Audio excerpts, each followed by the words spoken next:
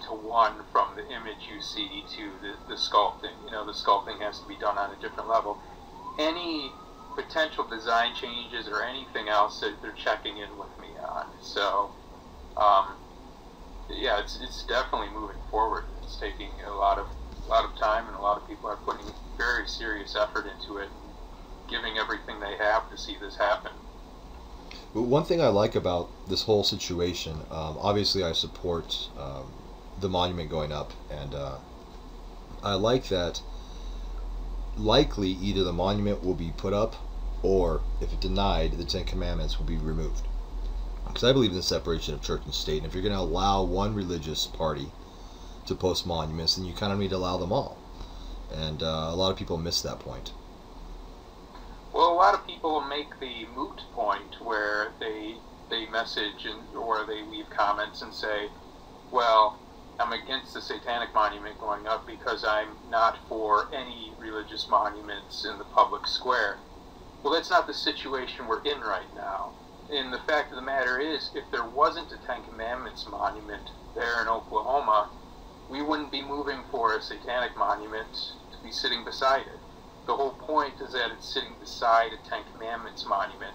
If you're going to have one there, you've opened that door, and it's infinitely better that there be a counter voice alongside of it, rather than allowing one group, one voice, to try to co-opt the power and the authority of the state government and act as though this is the voice of an entire people.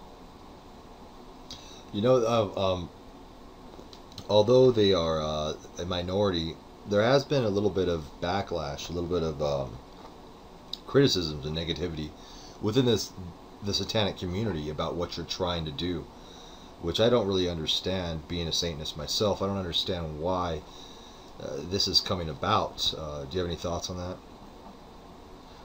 Yeah, I'm not entirely surprised by it, and I can't waste my time paying too much attention to it either. I mean, you can speculate what the real problem is with some of these people. And, you know, you try to listen to some of the criticisms and take them at their face value and assume that they're made in good faith, so to speak, and that these people really think it's a bad idea or whatever else. Well, they're not us, and they can say that they're Satanists, but they have nothing to do with the Satanic Temple. And the fact of the matter is, any group just try to say that they've taken ownership of Satanism and that they are the voice of Satanism, or that they're the true Satanism, is juvenile. It's irresponsible. It's just silly. It's not even an argument worth getting into.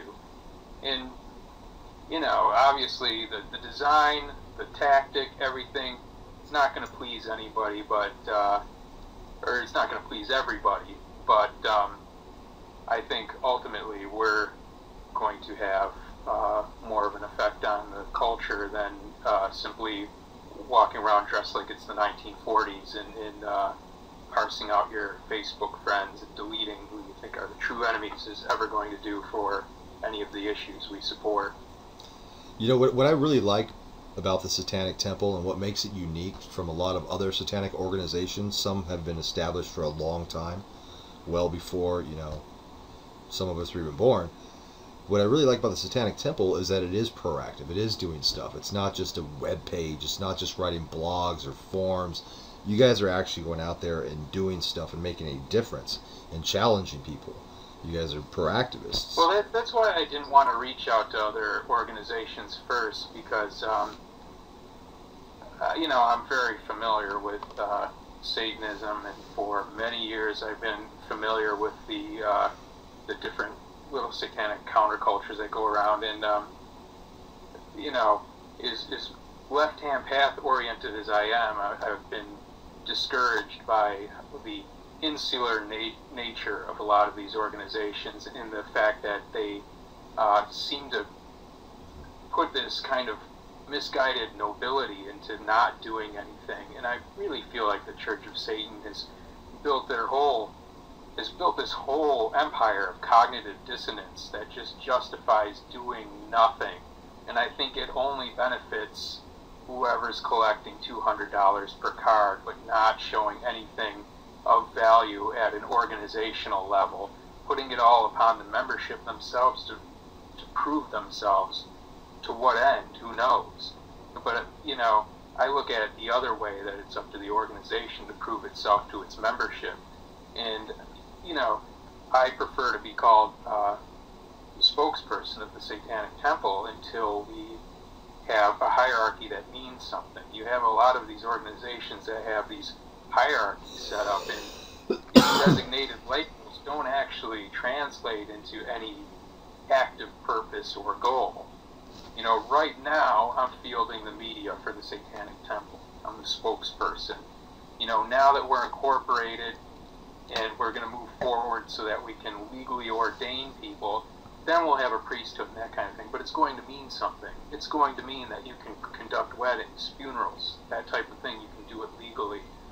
Until then, we're not handing out labels. We're not engaging in any of that. It's far removed from being a simple internet forum where we just have, you know, our different trolls and decide by process of attrition who's in and who's out. You know, if you want to work with us, we're glad to have you. You know, if not, then get the fuck out. That's awesome, man. That's very fucking awesome. And, you know, that's rare. You don't really see that a lot. Another question I had for you was what would you do as far as if you did put it in a public or private place and it got vandalized? A lot of people have been asking that.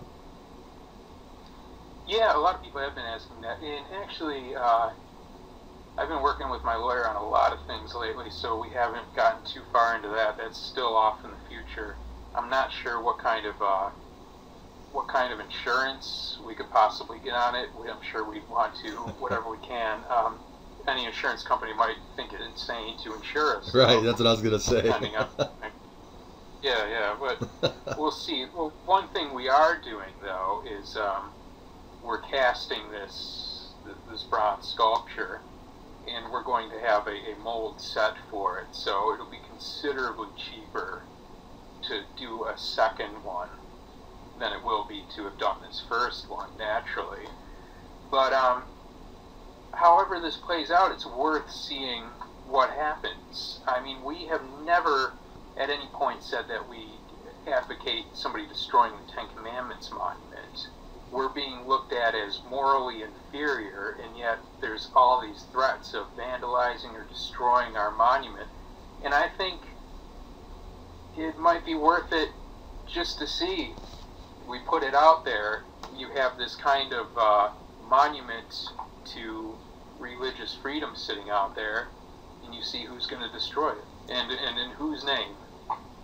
That out too. What direction do you want to take the Satanic Temple in the future? Where do you guys see yourself heading? Well, we see ourselves taking advantage of every open door they've opened for religious privilege and exemption, except for those we disagree with to a certain degree, like taxation.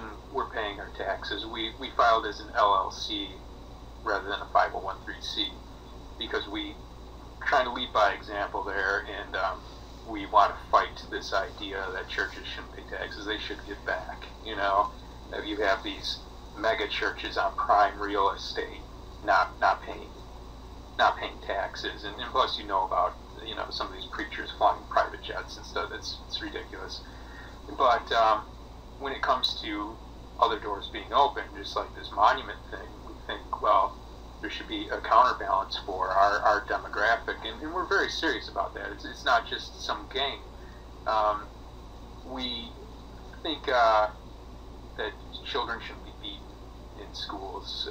19 states still allow corporal punishment, and we wrote a tenet within the Satanic Temple tenets, and you know, for the most part, we're pretty sparse when it comes to codified laws and that kind of thing, because, you know, I feel the left-hand path is generally very skeptical of that, you know, veers away from doctrine and that type of thing. There's just certain commonalities, I think, amongst our demographic.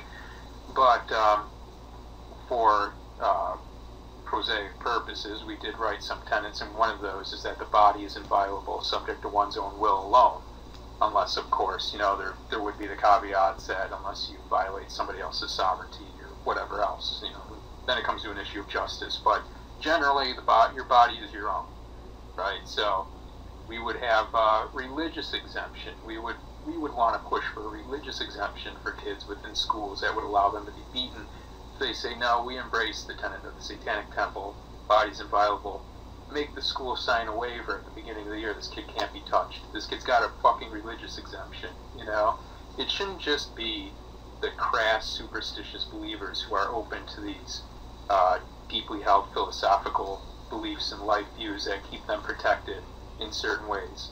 That stuff's open to us too, and we want to take advantage of that. Another one is the transvaginal ultrasound. Since we can't get Roe versus Wade overturned when it comes to the abortion issue, they're trying to make abortions untenable. One of those is the invasive and insulting transvaginal ultrasound procedure, which has been pushed through for religious purposes and people who believe in who believe that a bladdocyst is ensouled, even though it has no consciousness or whatever else. It has a soul in it. It's a religious issue.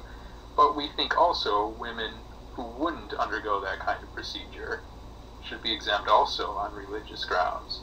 And one of the earlier things we had, the gay marriage thing, has been making leaps and strides since then, but we thought it would be interesting to conduct a satanic gay wedding in a state that doesn't allow for it and insist that the state recognize it on religious grounds. It seems to me, or it seems to some of us, that the failure to do so is based entirely on religious argument to begin with. Well, there's other religions, and we're one of them. That's the direction we want to go. Speaking of ridiculous religious customs that push themselves into the field of so-called science and medicine, what's your take on circumcision? About doctors persuading young mothers that circumcision is necessary for hygienic reasons or social stigmas? How do you feel about that? Do you think that there should be a stop to that? Do you think that it should be less of a push from these doctors that have been told that this is necessary, although we do have this invention of what we call soap that makes circumcision unnecessary for most of us? No, I feel you're right. Yeah, I'm personally against it. This hasn't been something we've talked about with the Satanic Temple. So, yeah, my personal opinion is that it's superfluous. It's religiously based, and I don't think the arguments for it are credible